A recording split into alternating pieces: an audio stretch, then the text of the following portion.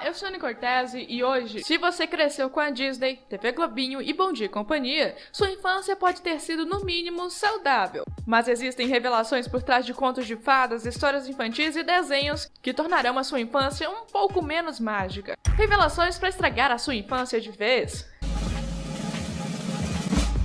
E se você gosta desse tipo de conteúdo, inscreva-se no canal. Temos vídeos assim quase todo dia.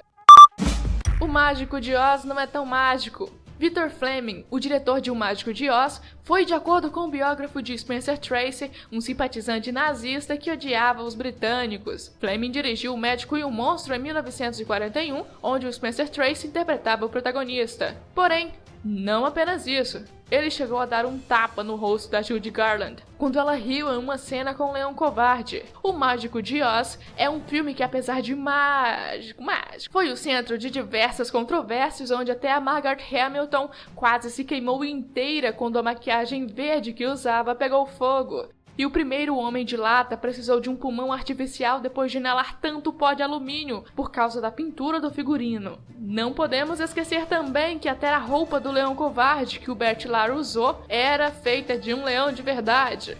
É tanta coisa ruim ao redor desse filme que você já pode acreditar que definitivamente teve algum pacto aí. A Bela Adormecida e a verdadeira história. A verdade é que a história da Bela Adormecida da Disney está longe de ser original. A história foi contada e recontada diversas vezes e de diversas maneiras. A primeira a se ter registro foi adaptada de folclores e foi publicada nos anos 1300. Depois foi adaptada por Jean-Baptiste Basile como um poema nos anos 1600 e em 1690 surgiu a versão mais próxima da que conhecemos hoje, publicada por Charles Perrault e coletada pelos irmãos Grimm, chamada Little Briar Rose. A história não é apenas adulta, como é absurda e cheia de loucuras, e sim, até canibalismo. Na história, a Bela dorme por 100 anos, é acordada pelo príncipe e tem 2 filhos com ele, mas sua mãe é descendente de ogros. E quando ele se torna rei, precisa sair para a guerra, deixando sua família a cargo de sua mãe, que foi feita regente, por sinal. E má como era, decidiu simplesmente comer os 2 netos e, por fim, a própria Bela. Na versão de Basile, um rei, ao sair para caçar, encontra a Bela adormecida depois de 100 anos. E nada de beijo para acordar, não. Ele simplesmente a estupra. 9 meses depois, obviamente, a garota dá à luz ainda dormindo a 2 crianças. Uma delas consegue chegar até o seio de sua mãe, mas a outra simplesmente encontra apenas um dedo e o chupa até sair a pele. O que se segue é um plano da rainha para cozinhar as crianças e servir ao rei. Essa versão se chama Sol, Lua e Thalia, de Jean-Baptiste Basile. A verdade é que as versões que conhecemos hoje foram mudadas para agradar o público-alvo da época, assim como a versão da Disney é para nós hoje em dia. Em busca do Vale Encantado, só que não. Uma estrela em ascensão, violência doméstica e um final trágico. Essa é a história de Judith Barsi, uma estrela infantil que apareceu em programas de TV, comerciais e mais tarde em filmes como Jaws, A Vingança e Em Busca do Vale Encantado. Seus pais eram imigrantes húngaros, mas o que levou a criança ao fim foi seu próprio pai, que dizem tinha inveja por sua filha estar fazendo mais dinheiro do que ele. Ele ameaçou diversas vezes a família e, por fim, matou a esposa e a filha, colocou fogo em seus corpos e cometeu suicídio em seguida. Esta é uma das histórias mais tristes quando se trata de crianças famosas e violência doméstica. A Judith sequer assistiu Em Busca do Vale Encantado. 2 filmes dela tiveram lançamentos póstumos. A Cinderela é mais sangrenta do que você pode imaginar. Cinderela não é metade do que a Disney prega. Na história original, as irmãs malvadas cortam seus próprios dedos para que caibam no sapato. Com o sangue saindo deles, o príncipe descobre tudo e não acaba por aí não. O safado do príncipe cobriu os degraus onde a Cinderela sairia com piche, mas só conseguiu um dos sapatos dela. E não podemos esquecer também que as irmãs tiveram seus olhos furados por pássaros ao irem no casamento de Cinderela. Agora a gente já sabe de onde Doce Vingança tirou essa ideia, né?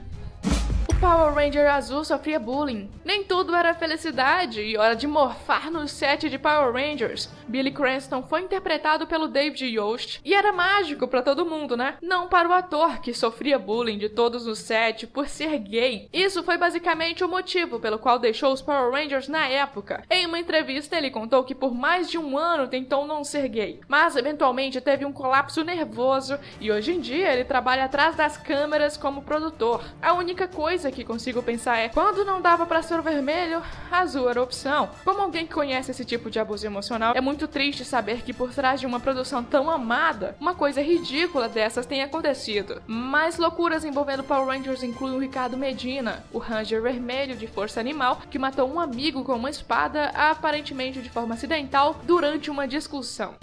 Os furinhos do seu rosto, na verdade, hoje em dia virou moda e tem gente procurando cirurgias plásticas para fazer os furinhos, aqueles furinhos fofos que algumas pessoas têm no rosto. A verdade é que esse charme é uma deformidade nos músculos da face, ou seja, não é exatamente um gene, mas sim um erro na formação. Se bem que isso não muda o fato de ser bonito em algumas pessoas, né?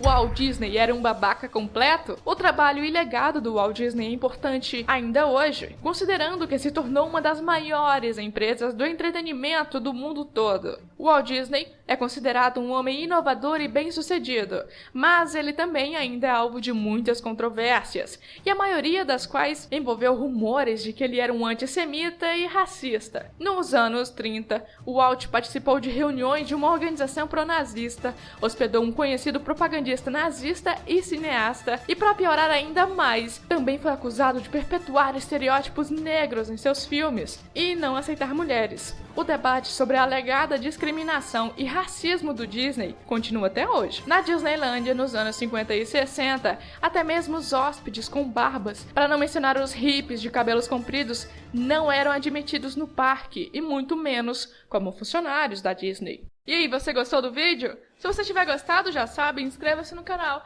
Temos vídeos assim quase todo dia, e a gente se vê no próximo. Tchau!